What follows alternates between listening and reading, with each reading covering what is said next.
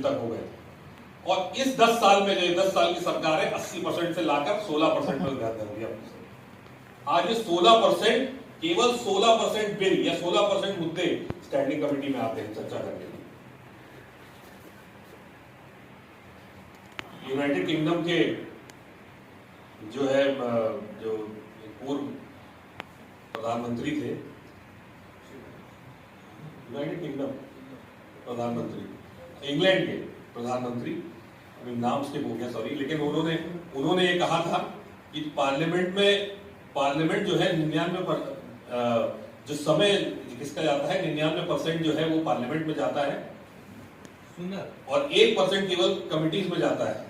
लेकिन 99% जो काम होता है वो कमेटी में होता है, और जो आप टाइम पार्लियामेंट में वेस्ट करते हो केवल अपनी राजनीति करने में वेस्ट करते हैं केवल। तो इतनी महत्वपूर्ण चीज को हमने आज नकार दिया। तो ये सीधे सीधे हमारे डेमोक्रेसी के ऊपर है ना, प्रजातंत्र हमारा कहां जा रहा है, किस दिशा में जा रहा है, हम लोग समाज के लिए कर नहीं पा रहे हैं। कितना भी वहां जोर लगा दे, निजीकरण होगा, देखिएगा वो जो 42 है वो होंगे ही होंगे, उसको कोई रोक नहीं पाएगा। अभी आज सुबह एक चकबंदी वाले घर पे बैठे हैं, चकबंदी हो रही है घर में। हुआ क्या कि सारे अधिकारियों ने, गांव हाईवे के किनारे है, तो 1 बिस्वा 2 बिस्वा ले लिया, वो अंदर जाके ज्यादा ले लिया, ये महंगी जमीन थी। अब अधिकारी चकबंदी करेंगे, जो अच्छी वाली जमीन है वो सारी अधिकारियों के सामने आ जाएगी, और जो गरीब किसान, जितने भी गरीब लोग हैं, उन सबकी जमीनें पता नहीं कहां खंडर में, बंजर में जाके मिल जाएगी। और ऊपर से आदेश है चकबंदी होनी होगी। फोन करके पूछा मैंने कहा नहीं बहुत प्रेशर है सर, ये जो है चकबंदी होगी। तो मैंने कहा चकबंदी होगी तो सबके फार्म सब सामने आ जाएंगे, सबकी जमीनों को रोड के किनारे मिल जाएगा, बढ़िया। जितने अधिकारी हैं, बाराबंकी तो खास है इस मामले में, लखनऊ करीब है और स्टेट कैपिटल रीजन भी हो गया है। तो जितने अधिकारी वहां आते हैं, एसडीएम हो, डीएम हो, कोई भी अधिकारी हो, पुलिस हो, तो सब जाके वहां थोड़ी सी जमीन खरीद लेते हैं, चकबंदी करा देते हैं, अपनी जमीन आगे हो जाती है, बढ़िया फार्म खोलते हैं या प्लॉटिंग करा देते हैं। तो गरीब का हक कहां मारा जा रहा है? तो ये सब आवाज उठाइए, लेकिन उसके लिए क्या चाहिए? ताकत कैसे होगी? जब आप खुद सोचेंगे।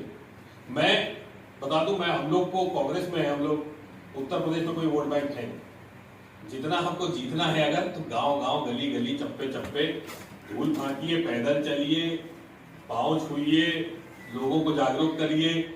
जितना ज्यादा आप जोड़ ले जाएंगे तभी आप कांग्रेस जीत पाएंगे, नहीं तो कोई स्कोप नहीं। लेकिन करने को तैयार है लोग, समाज के बीच में जाते हैं, हम लोग जाते हैं, और भी लोग जाते हैं, मेहनत करते हैं। मात कहां खा जाते हैं? मात खा जाते हैं कि अरे वो समाजवादी पार्टी, उनके पास यादव है, मुस्लिम, हम और जुड़ जाएंगे, जीत जाएंगे। अब वो आपको थोड़ी ना कहेगा, वो कहेगा कि तुम अखिलेश यादव मुलायम सिंह के नाम पे जीते गए, या कमल के फूल के नाम पे, मोदी जी के नाम पे जीत के गए।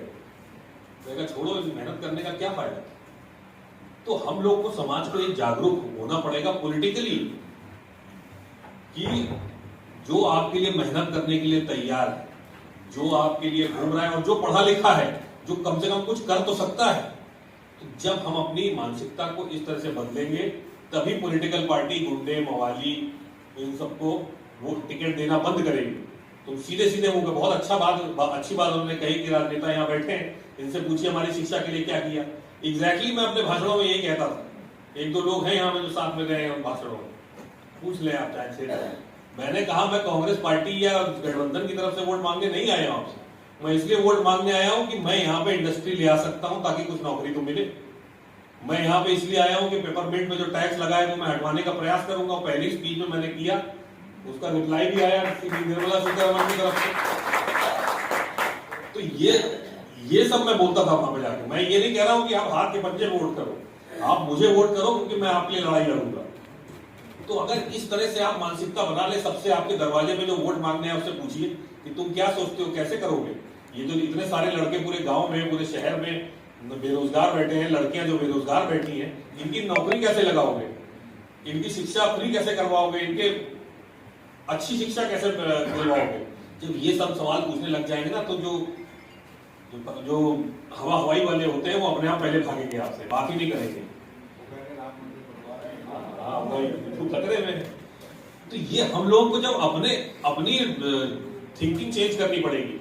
अब सब लोग उनको वोट कर रहे, वही जीत रहा है, चलो हम भी इसको डाल देते हैं। तो ये मेंटालिटी हमको चेंज करनी पड़ेगी। हमको ऐसे व्यक्ति को चुनना पड़ेगा जो कि हमारे लिए कुछ कर सकता है।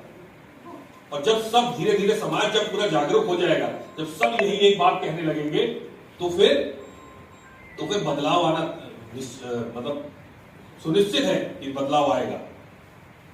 लेकिन शुरुआत कहीं से तो होगी। शुरुआत आप लोग सब बुद्धिजीवी वर्ग हैं, हमारे बुजुर्ग। बहुत बहुत धन्यवाद भारती जी। असल में हम दो बात केवल रखेंगे, अपने जो मुख्य वक्ता प्रोफेसर रतन लाल साहब और राजेंद्र पाल गौतम साहब से, कि मैं पूरे उत्तर प्रदेश में घूम रहा हूं, दलित बस्तियों में जा रहा हूं, और मैं निवेदन करूंगा कि आप लोगों की बड़ी आवश्यकता है, लोग सुनना चाहते हैं, जिले जिले आप लोगों को सुनना चाहते हैं। तो खास तौर से रतन लाल साहब को तो जब भी मैं निवेदन करता हूं संडे में समय दे देते हैं, लेकिन माननीय राजेंद्र पाल गौतम साहब से निवेदन करूंगा कि आप फुल टाइमर भी हैं, ये बीच में जो 6 दिन का समय मिलता है, वो बीच में जब भी हम निवेदन करें, आप किसी भी मंडल में किसी भी जिले में हमारा कार्यक्रम लगा होगा तो उसमें थोड़ा समय दें, क्योंकि आप ही लोगों ने बताया है कि स्थिति इतनी गंभीर है। और मैं एक आंकड़ा बता दूं, मैं बहुत ठेठ भोजपुरी में रहने वाला, मैं एकदम बिहार के बॉर्डर का हूं। मैं पूरा चमरौठी, पसियाना, धोबियाना जितना भी है उसमें बैठ के देखता हूं। टोटल उत्तर प्रदेश में हमारे 1,90,00,000 बच्चे पढ़ते हैं क्लास 1 से लेकर 8वीं तक सरकारी स्कूलों में, जिसके लिए सरकार का बजट है 6,500 करोड़ का, और केवल उसमें खिचड़ी खिला करके और बच्चों को छोड़ दिया जाता है। लेकिन अब ये बच्चे बताइए नीट और IIT वालों से कैसे कंपटीशन कर पाएंगे वहां से निकल करके। लेकिन वहां से गांव से आकर के इसके बाद भी ये पिछड़ा और दलित समाज, जितनी परीक्षाएं होती है देश के अंदर, उन परीक्षाओं में OBC का कट ऑफ पता कर लीजिएगा, जनरल कोटे से ज्यादा जा रहा है, और SC ST का कट ऑफ जो आपका EWS कोटा है उससे ज्यादा जा रहा है। तो मैं चाहूंगा माननीय तनिक पुनिया साहब से भी और अपने वक्ताओं से भी कि एक मुद्दा जरूर उठावे, कि वो लोग कहते हैं कि 1 नेशन 1 इलेक्शन, हम लोग मुद्दा उठाएंगे कि 1 नेशन 1 एजुकेशन और फ्री एजुकेशन। फिर आप देखिए वो कहां हमारे सामने टिक पाते हैं। इसके साथ ही हमारे तनिक पुनिया साहब हमारे सीनियर भी हैं और हमको गाइड भी करते रहते हैं। IIT से, रुड़की से आप केमिकल इंजीनियर हैं। इतना सिंपल तरीके से सारी बातें हम लोग साथ में मंडल जा रहे हैं, दलित बस्तियों में जा रहे हैं। उनसे अनुरोध करूंगा कि आप जो है, खास तौर से आपने देखा होगा कि ये तीनों वक्ताओं ने पूरा निचोड़ निकाला कि बहुजन जो हमारा वंचित समाज है उसकी दशा क्या है और उस पर दिशा क्या है। ये बात थोड़ा सा और समय दिया जाएगा कि पूरे यूपी में घूम के बताना है। तो निवेदन है कि आप समय देंगे, और जो हमारे अधिकारी हैं पूरे लखनऊ से, आप लोगों ने आर्थिक सहयोग भी दिया और आप आए भी, सबका बहुत बहुत आभार व्यक्त करता हूँ। और इसी के साथ इस कार्यक्रम की घोषणा करता हूँ। जय भीम। पूछिए। जैसे कि आज ये कार्यक्रम हो रहा था जिसमें की पोस्टिंग की गई, जी क्या विषय था? विषय था वंचित समाज दशा और दिशा। असल में क्या है कि आज की डेट में बहुजन समाज जो वंचित समाज है, वह उसके पास केवल नौकरी ही आधार था, और वह नौकरियां टोटल निजी हाथों में जा रही है। इसके पास कोई कृषि नहीं है, पशुपालन नहीं है, कोई व्यवसाय नहीं है। और 1950 से लेकर के 2014 तक अनुसूचित जाति जनजाति के पास लगभग 60 लाख नौकरियां दिया गया था, लेकिन आज 6 लाख से भी नीचे है। और आज जो है कहने के लिए जो है हम कह सकते हैं कि हम सब हिंदू हैं, छुआछूत खत्म हो गई, जातिवाद खत्म हो गया।